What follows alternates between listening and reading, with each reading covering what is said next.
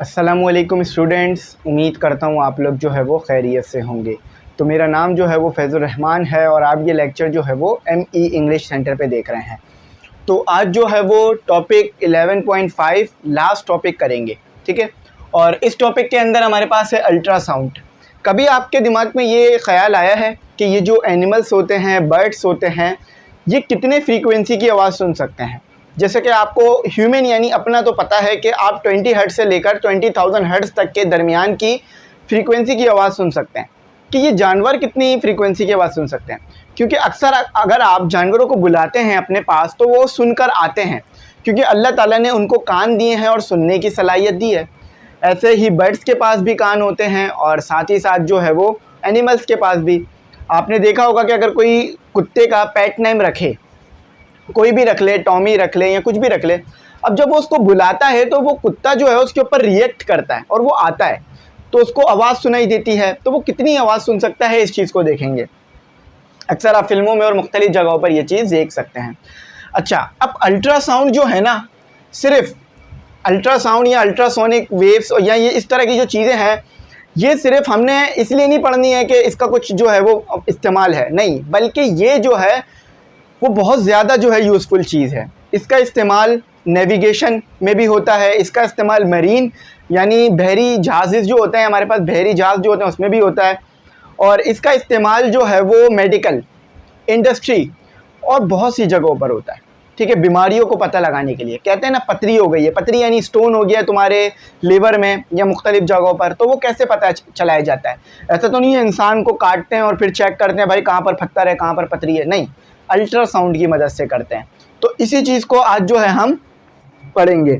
तो चलो आ जाओ, सबसे पहले जो है वो अल्ट्रासाउंड को पढ़ लेते हैं। अल्ट्रासाउंड क्या होता है?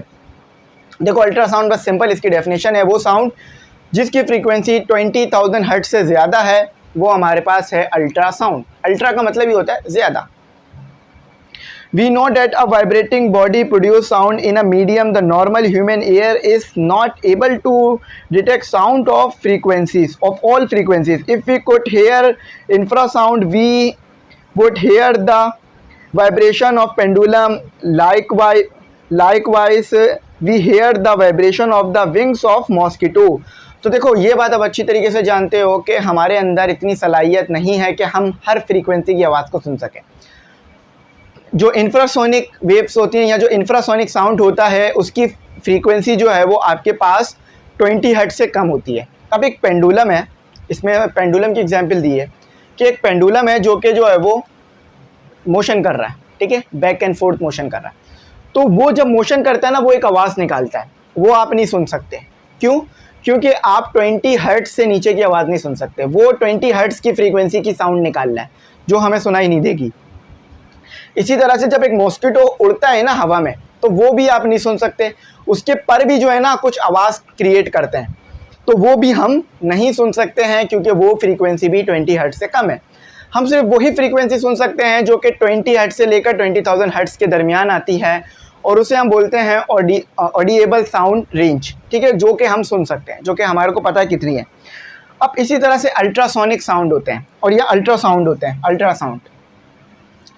अल्ट्रासाउंड वो साउंड होते हैं the sound with frequency above the upper limit of the human range, यानी वो साउंड जिसकी फ्रीक्वेंसी 20,000 हर्ट्ज से ग्रेटर हो, उस साउंड को कहा जाता है अल्ट्रासाउंड, ठीक है।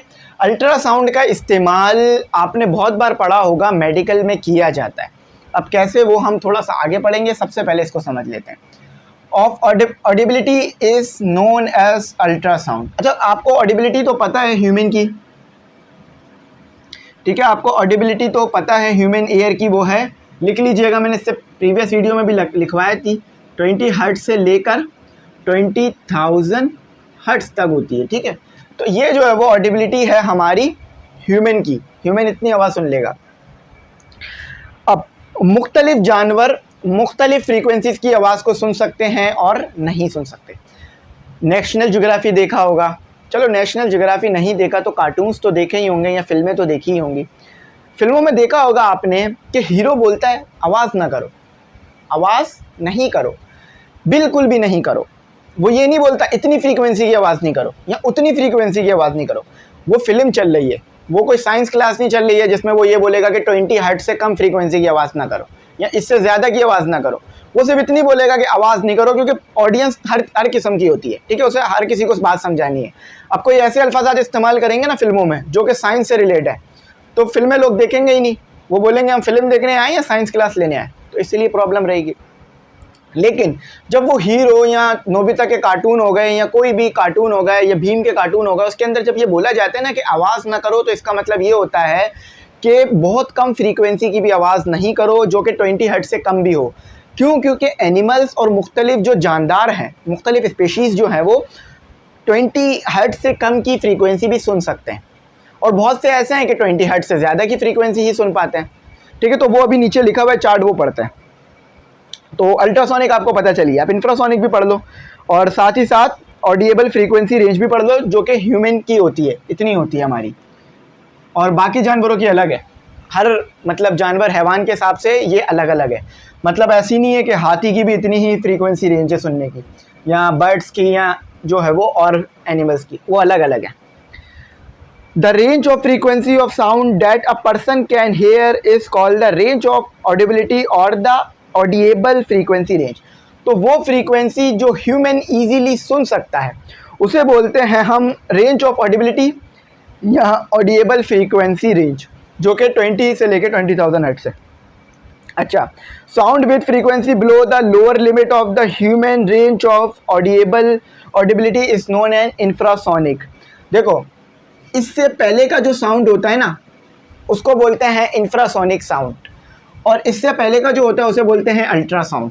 यानी अगर फ्रीक्वेंसी 20 हर्ट्ज से कम है तो उसको क्या बोलेंगे? इंफ्रासोनिक साउंड, और अगर 20,000 हर्ट्ज से ज़्यादा है तो उसे बोलेंगे अल्ट्रासाउंड, यानी उसकी फ्रीक्वेंसी बहुत ज़्यादा है और ये भी आप नहीं सुन सकते। और 20 हर्ट्ज से कम है तो ये भी आप नहीं सुन सकते।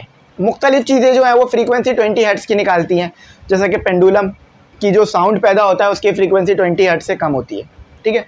इसी तरह से जो ये उड़ रहे होते हैं ना मच्छर, मक्खियाँ, इनके जो विंग्स यानी इनके जो पर आवाज़ करते हैं ना, उसकी जो फ्रीक्वेंसी होती है, उस साउंड की जो फ्रीक्वेंसी होती है वो भी 20 हर्ट्ज से कम होती है।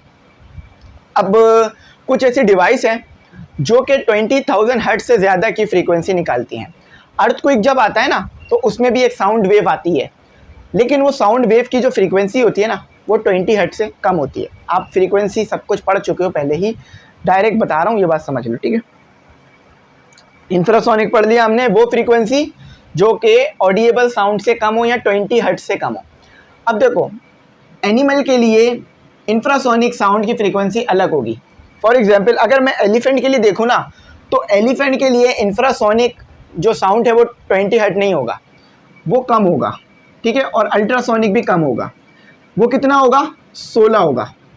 16 के बाद से जो फ्रीक्वेंसीज आएगी ना साउंड की, वो इंफ्रासोनिक होगी हाथी के लिए, एलिफेंट के लिए। और जो 12,000 के बाद जो आएगी ना फ्रीक्वेंसी, वो होगी उनके लिए अल्ट्रासोनिक, ठीक है। लेकिन ह्यूमन के लिए ये नहीं होगी, ह्यूमन के लिए 20,000 पर होगी। तो ये याद रखिएगा, आप हर किसी के लिए इंफ्रासोनिक और अल्ट्रासोनिक का लफ्ज़ तो इस्तेमाल कर सकते हैं फ्रीक्वेंसीज़ में, लेकिन आपको पता होनी चाहिए कि उसकी रेंज क्या है, मतलब एलिफेंट कितनी ज़्यादा आवाज़ सुन सकता है और कितनी कम आवाज़ सुन सकता है। तो वो पता होगा तो फिर आप कहोगे कि जो इंफ्रासोनिक साउंड शुरू होता है एलिमेंट के लिए वो 16 हर्ट्ज से कम होता है। अब यहाँ पर आ जाओ, एक चार्ट बना के दिया हुआ है इन्होंने, और उससे ऊपर एक डायग्राम है जो कि है 11.9। देखो ह्यूमन का क्या आ रहा है, आपको पहले तो एक फ्रीक्वेंसी की रेंज बना के दी हुई है इन्होंने, जो कि शुरू हो रही है 10 हर्ट्ज से शुरू हो रही है और 10 लाख पे जा रही है, ठीक है। 10 लाख पे जा रही है, मैं इसे 10 लाख लिख देता हूँ, ठीक है। 10 लाख यानी 1 मिलियन लिख देता हूँ, 1 मिलियन, ठीक है। 10 लाख पे जा रही है या 1 मिलियन पे जा रही है, ठीक है। 1 लाख जो है ना वो 100K होता है, और 10 लाख जो है वो 1 मिलियन होता है, ठीक है। ये अलग अलग जो है वो तरीक़ेकार है। तो 1 हर्ट्ज से लेकर 1 मिलियन हर्ट्ज यानी 10 लाख तक की आपको फ्रीक्वेंसीज दी हुई हैं, और मुख्तलिफ चीज़ों का बताया हुआ कि कौन कितनी सुन सकता है। अब इस डायग्राम को देखो, साइड में पेज चल रहा होगा, जब भी पेज चला है, कि ह्यूमन जो सुन सकता है वो सुन सकता है 20 से लेकर 20,000 की। तो जब भी जो है वो 10 और 100 के दरमियान, यानी 10 से थोड़ा बाद में आ रहा है और 10,000 से थोड़ा बाद में आ रहा है, ठीक है, क्योंकि वो 20,000 और 10,000 को डिनोट कर रहे हैं यहाँ पर। अगर आप गौर करोगे तो समझ में आ जाएगा।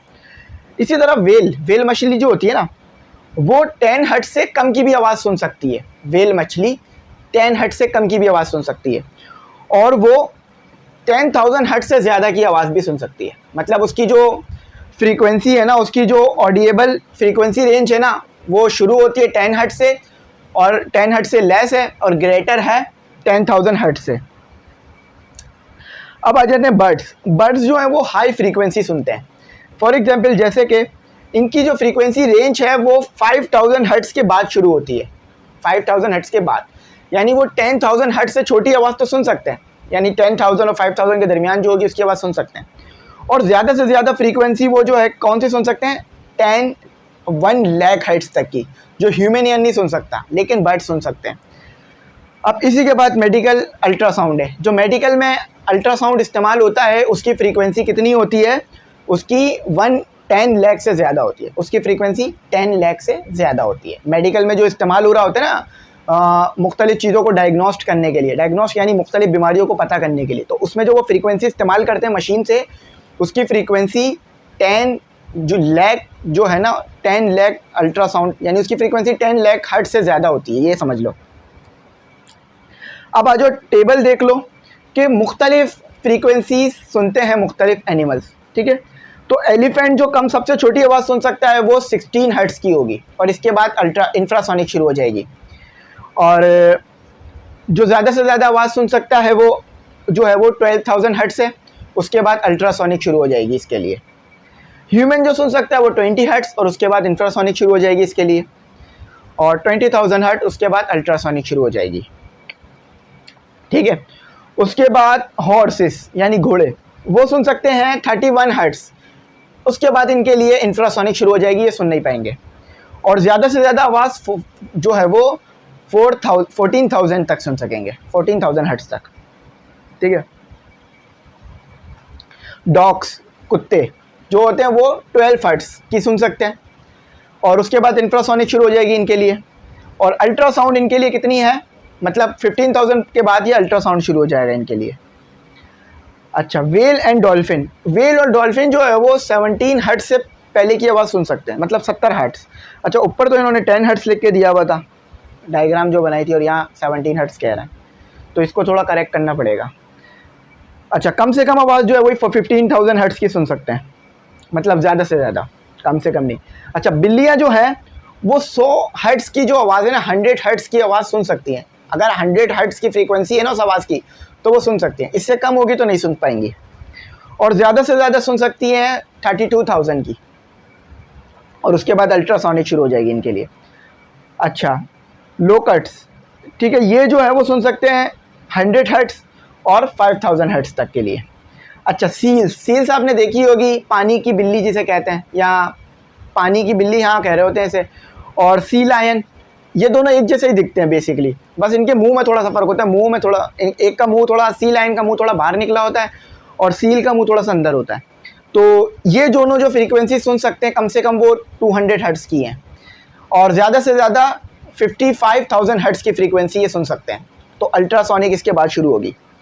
और उसके बाद है बैट्स, चमगादड़ जो है वो सबसे तेज़ आवाज़ सुनते हैं, मतलब उनकी जो सुनने की सलाहियत है वो बहुत कम है। अगर हम जो फ्रीक्वेंसी निकाल लें वो 1000 हर्ट्ज़ की है तो ही वो सुन पाएंगे, इससे कम होगी तो वो नहीं सुन पाएंगे। एक फ़िल्म भी आई थी, उसमें यही चीज़ दिखाया था कि आवाज़ अगर क्रिएट हो रही थी, आवाज़ बन रही थी, तो वो हमला कर रहे थे चमगादड़। आवाज़ नहीं हो रही तो हम चमगादड़ हमला नहीं कर रहे थे। तो वो बहुत ज़्यादा फ्रीक्वेंसी सुनते हैं चमगादड़। और ज़्यादा से ज़्यादा फ्रीक्वेंसी कितनी सुनते हैं, ये सुनते हैं 1,05,000, ठीक है, 1,50,000 बल्कि। चलो अब आ जाते हैं, हम डिवाइसेस को पढ़ते हैं जो कि अल्ट्रासाउंड को इस्तेमाल करती हैं, ठीक है, काम करने के लिए। यानी इनमें अल्ट्रासाउंड पैदा होता है, यानी 20,000 हर्ट्ज़ से तो ज़्यादा की ही आवाज़ पैदा हो रही होती है इसके अंदर। और अल्ट्रासाउंड जो मेडिकल में इस्तेमाल होता है उसकी जो फ्रीक्वेंसी होती है वो 10 लाख यानी 1 मिलियन से ज़्यादा होती है। Application of ultrasound technique in industry and medicines. तो इंडस्ट्री और मेडिसिन्स में इसका बहुत इस्तेमाल है। मेडिसिन्स तो पहले सबसे पहले तो अल्ट्रासाउंड पढ़ लेते हैं। Ultrasound high frequency sound wave can propagate along well defined straight path. Ultrasound are use extensively in industries and for medical diagnostic imagining purpose. तो याद रखना ये अल्ट्रासाउंड जो है इसमें फ्रीक्वेंसी बहुत ज़्यादा होती है और ये एक स्ट्रेट पाथ में मूव करते हैं। मतलब ये अगर इसमें साउंड पैदा करते हो ना तो ये एक स्ट्रेट पाथ, ऐसा नहीं है कि टेढ़े मेढ़े पाथ में, स्ट्रेट पाथ में मूव करते हैं। अब इसमें मैं कंप्रेशन और रीरिफ्लेक्शन नहीं बना रहा हूँ क्योंकि वो हम यहाँ नहीं समझ रहे हैं, हम इसकी सिर्फ डायरेक्शन समझ रहे हैं। ठीक है, तो इस पाथ में तेज़ी में मूव करते हैं ये। अच्छा, अब सबसे पहले देखते हैं क्लीनिंग। अच्छा, यहाँ लिखा हुआ है क्लेंसिंग, क्लेंसिंग नहीं है क्लीनिंग है, ये एन आएगा यहाँ पर, एस हटेगा। देखो भाई, क्लीनिंग के लिए भी इस्तेमाल होता है अल्ट्रासाउंड। कैसे, अब बताता हूँ। यहाँ पर बड़ा ही ज़बरदस्त टेक्निक है। तो फिगर देख लो 10.10 11.10। तो ये एक डिवाइस है जो कि अल्ट्रासाउंड की मदद से चीज़ों को साफ़ करती है। अब कैसे, ultrasound is commonly use to clean many object even in hand to reach place, including jewellery, dental and surgical instrument, magical musical instrument. अच्छा देखो भाई, बहुत सी ऐसी चीज़ें हैं जो हम हाथों से साफ़ नहीं कर सकते। फॉर एग्जांपल सर्जिकल इंस्ट्रूमेंट जो होते हैं ना, उनको हाथों से साफ़ करेंगे तो वो इतने अच्छी तरीके से साफ़ नहीं होंगे और उसके ऊपर जो है वो डस्ट या जो है वो बैक्टीरिया या जो भी जो है चीज़ें वो लगी रहेंगी, हम इतने अच्छे साफ़ नहीं कर पाएंगे। इसी तरह से अगर मैं आपको एक ज्वेलरी दूँ, बोलूँ इसके ऊपर गंदगी लग गई है, साफ़ कर दो, तो आप देखोगे कहीं ना कहीं गंदगी बची रहेगी, पूरी तरह सफाई नहीं हो पाएगी। तो फिर क्या करते हैं हम, जो उन म्यूज़िकल इंस्ट्रूमेंट, उन ज्वेलरी को इस डिवाइस में रखते हैं, ठीक है, इस मशीन के अंदर रखते हैं और अल्ट्रासाउंड पैदा करते हैं। यानी इतनी ज़्यादा फ्रीक्वेंसी की आवाज़ पैदा करते हैं कि वो जो आवाज़ है इसके अंदर से गुज़रती है, इन चीज़ों में से गुज़रती है और उस चीज़ को पूरी तरह साफ़ कर देती है, क्योंकि बहुत ज़्यादा फ्रीक्वेंसी की आवाज़ होती है ये। तो हम तो नहीं सुन पाते हैं, लेकिन ये सुनते हैं, ये जो चीज़ें हैं उस आवाज़ से साफ़ हो जाती है। मतलब एक पानी होता है, एक लिक्विड होता है, उसके अंदर उन चीज़ों को रख देते हैं, फिर अल्ट्रासाउंड आवाज़ पैदा करते हैं और फिर वो अल्ट्रासाउंड आवाज़ जो है इन चीज़ों में से गुज़रती है और इन चीज़ों को अच्छी तरीके से साफ़ कर देती है। तो इस तरह से इसको क्लीनिंग पर्पज़ के लिए इस्तेमाल करते हैं। अब आ जाते हैं क्वालिटी कंट्रोल। अब क्वालिटी कंट्रोल के लिए इसका बड़ा इस्तेमाल है। अब कैसे, ये बताता हूँ। Ultrasound has higher penetrating power due to its high frequency, thus ultrasound are also use to detect crack, cavity. Crack क्या होता है कि लाइन पड़ जाना, बीच में से टूट जाना, और कैविटी यानी होल रह जाना, छोटे छोटे सी जो है ना जगह खाली रह जाना, and flows in metal and concrete block में भी ऐसा होता है। अब देखो बात समझो कैसे। मैंने एक गिलास बनाया या चलो एक लोहे की शीट बनाई। अब मैं चाहता हूँ उस लोहे की शीट में कोई भी होल ना बचे, छोटे से छोटा, सुई से भी छोटा होल ना हो उसमें, और ना ही उस शीट में, लोहे की शीट में ना ही कोई कैविटी हो, ना ही कोई क्रैक हो। अब मैं कैसे चेक कर सकता हूँ, मेरी आंखें इतना करीब तक नहीं देख सकती और ना ही मैं उस पूरी की पूरी शीट को माइक्रोस्कोप पे ले जाके देख सकता हूँ। तो मैं क्या करूँगा, उस शीट के अंदर से अल्ट्रासाउंड गुजारूंगा। अब मुझे पता है कि जब मैं उस शीट में से अल्ट्रासाउंड गुजारूंगा तो जब वो अल्ट्रासाउंड वापस लगकर आएगा तो इतनी फ्रीक्वेंसी का होना चाहिए। लेकिन अगर उस शीट के अंदर सुराख होंगे तो जो साउंड है वो उसके अंदर से गुजर जाएगा और जो वापस साउंड आ रहा होगा उसकी फ्रीक्वेंसी चेंज होगी। तो मुझे समझ में आ जाएगा इस शीट के अंदर क्रैक है और इस शीट के अंदर जो है वो कैविटी है। जब भी साउंड जो है वो उसके अंदर से आर पार हो गया और जितना साउंड मुझे वापस चाहिए था उतना वापस नहीं मिला। फॉर एग्जाम्पल मुझे जो है वो 100K की फ्रीक्वेंसी वापस मिलनी चाहिए थी, 100K हर्ट्ज़, लेकिन मुझे वापस मिली 99.9K हर्ट्ज़ की फ्रीक्वेंसी। मुझे इतनी ही वापस मिलनी चाहिए थी लेकिन मुझे इतनी मिल रही है। तो मुझे बात पता चल गई कि इसके अंदर कुछ होल्स हैं जिसमें जो है वो मेरी फ्रीक्वेंसी ज़ाया हुई, मेरा आवाज़ जो है वो ज़ाया हुआ, मुझे इको वापस उतनी नहीं मिली जितनी मिलनी चाहिए थी। तो इससे मैंने पहचान लिया। फॉर एग्जाम्पल अगर एक गिलास में मैं बोल रहा हूँ और गिलास का अगला हिस्सा टूटा हुआ है तो मेरी आवाज़ बाहर निकल जाएगी, है ना, समझते हो ना। अगर वो गिलास बिल्कुल भी टूटा हुआ नहीं है तो मेरी आवाज़ टकरा के मुझे वापस सुनाई देगी। तो इससे मुझे पता क्या चलेगा कि वो गिलास नहीं टूटा। इसी तरह यहाँ भी काम होता है कि बहुत तेज़ फ्रीक्वेंसी मारी जाती है। अगर होल बने हुए होते हैं या छोटे मोटे बहुत जो हम आँख नहीं देख पा रही होती लेकिन वो होते हैं, या बिल्कुल छोटा सा क्रैक होता है, हम नहीं देख सकते लेकिन वो होता है, तो क्या होता है कि साउंड इसमें से गुजर जाता है और फ्रीक्वेंसी वापस उतनी नहीं आती जितनी आनी चाहिए। लेकिन अगर ये सब कुछ ना हो तो उतनी ही फ्रीक्वेंसी वापस मिल जाती है जितनी गई थी, तो हमें पता चल जाता है चीज़ बिल्कुल सही है। डिटेल में समझा दिया। अच्छा, इससे ना बिल्डिंग के स्ट्रक्चर्स को भी देखा जाता है कि कहीं बिल्डिंग में पिलर विलर तो नहीं टूटे हुए ज़मीन में, या कोई और मसला तो नहीं है, और भी बहुत इस्तेमाल है इसके। Inside the block reduce the strength of the structure. अच्छा, ये जो कैविटी आती है और ये जो खला पैदा होते हैं ना, इनसे क्या होता है कि चीज़ें कमज़ोर हो जाती हैं और हमारा जो पर्पस होता है चीज़ों के लिए जो बनाने का वो हासिल नहीं हो पाता। ठीक है, तो आगे लिखा हुआ है कि ultrasonic wave pass through the metal block and detector are used to detect the transmitted waves. If there is any defect, the ultrasound will be reflected, indicating the presence of the defect. तो बस वही बात है कि waves को छोड़ा जाता है, वेव्स वहाँ पर आके दोबारा मिलती हैं और उसे डिटेक्ट कर लिया जाता है। अगर कोई कैविटी होती है या कुछ होता है तो वो चीज़ डिटेक्टर में डिटेक्ट हो जाती है। ठीक है, तो वो फ्रीक्वेंसी किस तरह काम करती है वो मैंने थोड़ा सा ज़्यादा डिटेल बता दिया। यहाँ सिर्फ डिटेक्टर का कहा गया है कि मतलब यहाँ पर डिटेक्टर रखा है, यहाँ से वेव छोड़ी, वेव लगकर दोबारा वापस डिटेक्टर में आई। अगर कैविटी या कुछ होल होगा तो डिटेक्टर बता देगा कि इसमें है, नहीं होगा तो कहेगा नहीं है। अच्छा, साउंड नेविगेशन एंड रेंजिंग। देखो भाई, आपने देखा होगा सबमरीन पानी के अंदर होती हैं, बहुत ज़्यादा अंदर होती हैं, यहाँ तक कि डेप्थ में भी चली जाती हैं। बिल्कुल हम सबमरीन को अपनी आंखों से नहीं देख सकते, ना ही कोई ऐसा कैमरा है जो सबमरीन को देख सकता है पानी के नीचे से। तो सबमरीन को कैसे ढूंढा जाता है पानी के अंदर? आपने देखा होगा कि कुछ टाइम पहले न्यूज़ आ रही थी कि पानी के अंदर सबमरीन को ढूंढ लिया गया। तो वो कैसे ढूंढी उन्होंने सबमरीन? उन्होंने अल्ट्रासाउंड का इस्तेमाल किया। उन्होंने साउंड को भेजा, जब साउंड भेजा तो साउंड टकरा कर वापस आया उस सबमरीन से। तो जैसे ही वो साउंड टकरा कर वापस आया ना, उन्हें समझ में आ गया कि समंदर में कोई चीज़ मौजूद है जिससे साउंड टकरा कर आया। अगर वो चीज़ वहाँ नहीं होती तो साउंड टकरा के नहीं आता, साउंड आगे जाता। तो साउंड टकरा कर आया, अल्ट्रासाउंड वापस आया, उन्हें मिला तो उन्हें समझ में आ गई। फॉर एग्जाम्पल सबमरीन यहाँ पर है, यहाँ पे मैं साउंड पैदा कर रहा हूँ, चलो इतनी दूर नहीं वरना तो बहुत ज़्यादा हो जाएगा। यहाँ पे मैं साउंड पैदा कर रहा हूँ, तो जब ये साउंड इधर जाएगा, ये चीज़ से टकराएगा तो वापस आ जाएगा। ठीक है, वापस आ जाएगा। अब फॉर एग्जाम्पल कुछ भी नहीं है, सामने खाली है, तो ये साउंड मैं यहाँ पर पैदा कर रहा हूँ सोर्स से, SOURCE। ठीक है, सोर्स से पैदा कर रहा हूँ। तो अगर कुछ भी नहीं होगा तो क्या होगा? साउंड जो है वो आगे जाता रहेगा, मतलब ऐसे आगे जाता रहेगा, टकरा के वापस आना ही नहीं है। लेकिन अगर कुछ होगा तो टकरा के ज़रूर आ जाएगा। ठीक है, सोर्स की स्पेलिंग को सही कर लें, पर सही है, SOURCE। ठीक है, सोर्स।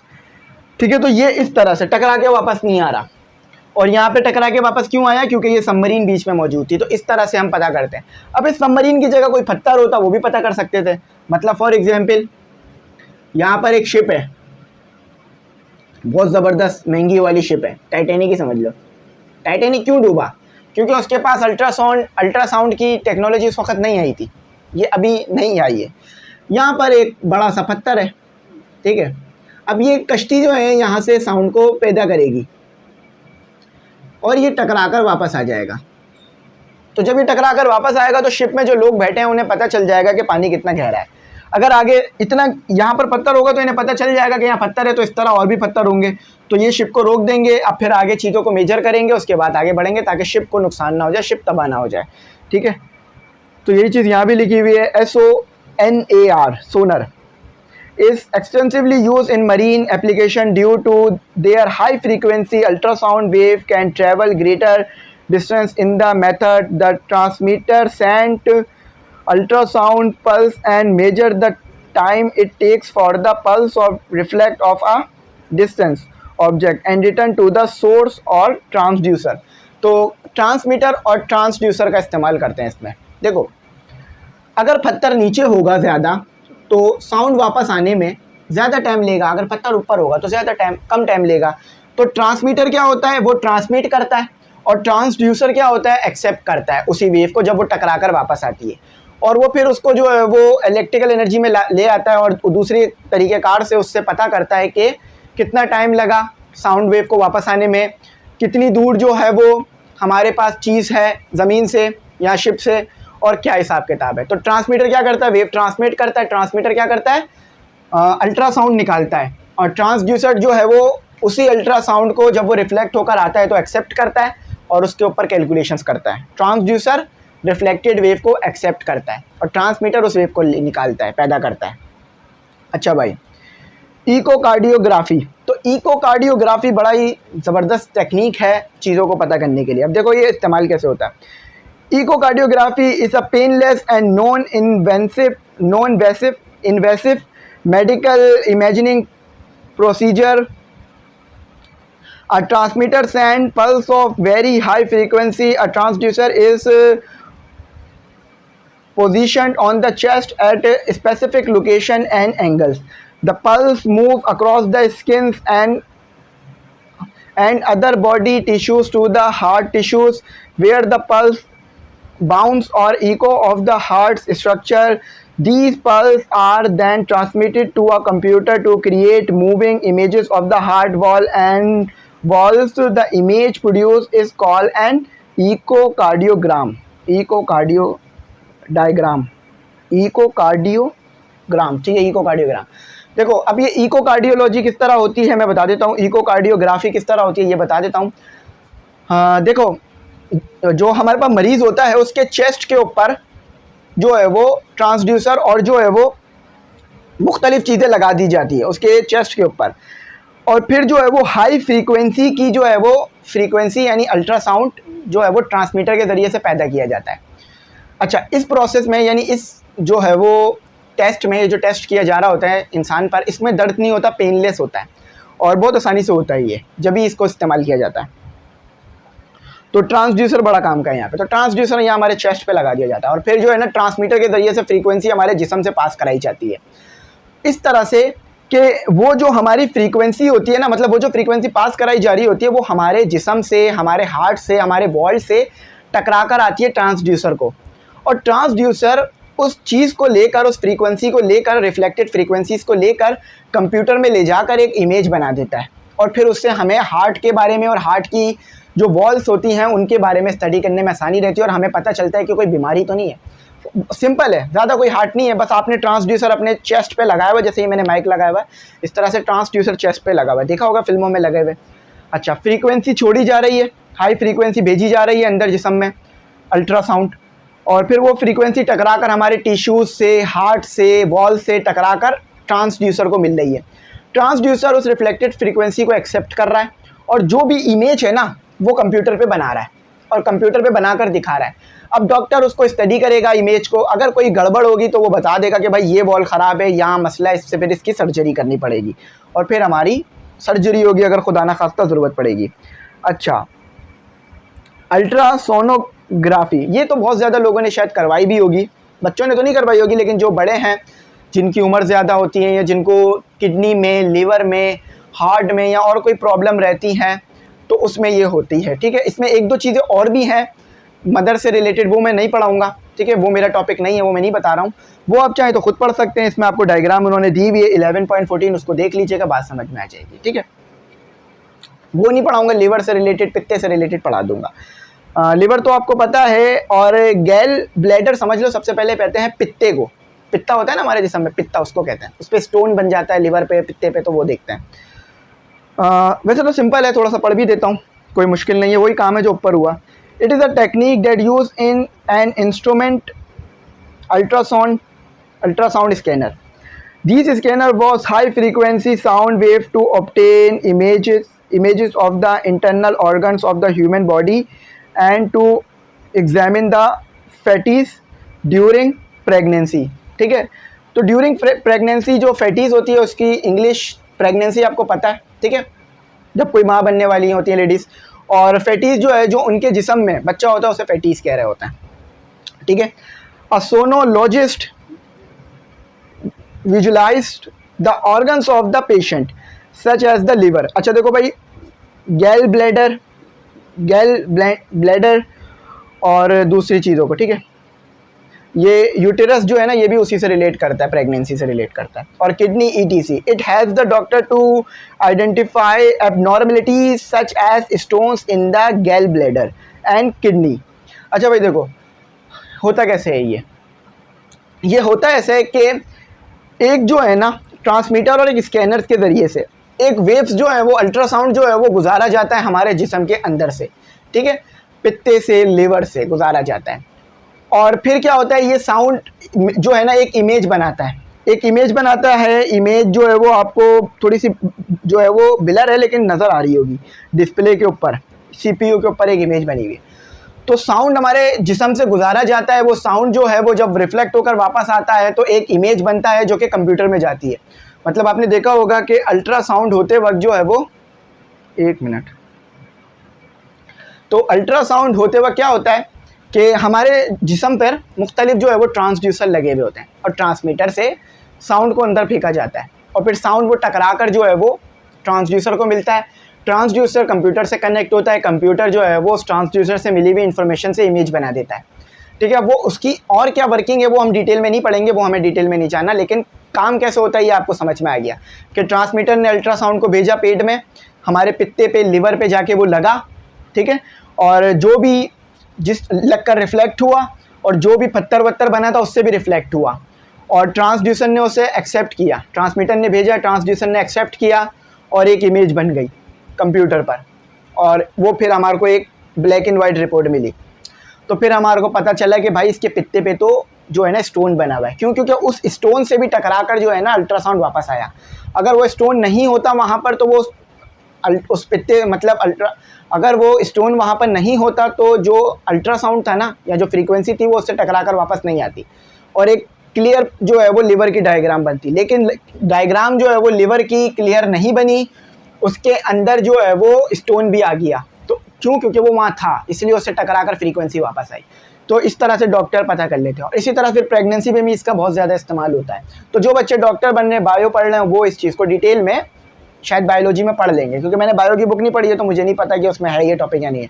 लेकिन यहाँ पर एक छोटा सा आपको बताया हुआ था कि ये बहुत ज़्यादा इंपॉर्टेंट चीज़ है मेडिकली तौर पर।